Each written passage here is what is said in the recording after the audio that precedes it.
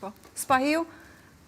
Po, shiko, Fatosnano pa të sjell një risi në demokracinë shqiptare. Në momentin që i humbi zgjedhjet dha dorëheqje, duke krijuar kështu një institucion dorëheqjes që ai lideri i partisë që humbi zgjedhjet domethënë të jep dorëheqje. Dhe madje pastaj përmes votës popullore brenda partisë është rikthyer prapë në atë pozicion dhe prapë kur humbi zgjedhjet dha dorëheqje, ai përmbajt atij standardi. Por këtë standard e shkeli Edi Rama.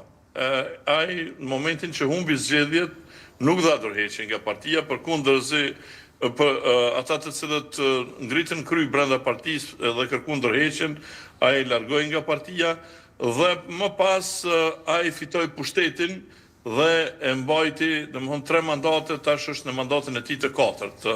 Edhe tani kjo ka krijuar një standard të keq, domethënë, dhe një model të keq do të thosha, edhe në Kosovë, dhe shpresojnë që mirë ne i humbëm zgjedhjet, po nuk duhet t'japim dorëheqje, nuk duhet dorëzohem se ja mund të rikthehemi sikur që është rikthyer Edi Rama.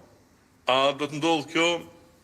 Unë besoj që vështirë kjo do të ndodhë, aq më tepër që tani partisë në pushtet, ati që ka fituar 51% të votave në zgjedhjet e fundit kombëtare, i levërdis që të mos ketë ndryshime.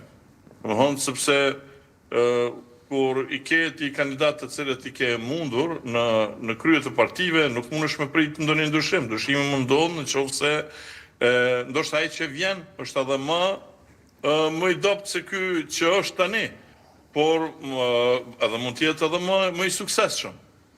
Nuk i dihet. Po përderisa është i njëjti, atëherë dihet që loja është e fituar edhe prandaj nuk i levërdis që kjo të ndryshojë. Ata çfarë do duhej, po mendoj të ndodhte është që opinioni publik të bënte një presion në demokratizimin e partive.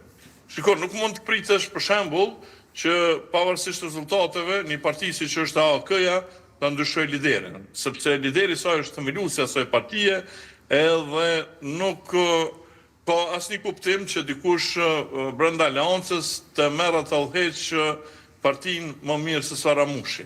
Domethënë, por tek atë vetëvendosja po ashtu.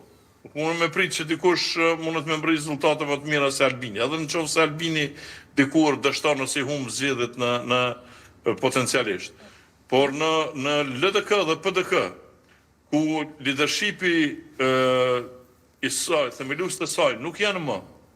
Domethënë, ku Rugova ka vdekur, kurse thotë që Veseli janë në Hagë, dhe ku leadershipet aktuale e kanë marrë partinë të gatshme.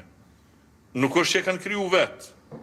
Ata kanë ardhur aty në bazë të një votimi demokratik brenda atyre partive, por nuk janë meritor për themelimin e atyre partive. Prandaj do duhej që të ketë standard që në momentin që humb zgjedhjet me dhënë dorëheqje, me leadership i ri, sepse partia aty nuk është asnjëri prej këtyre.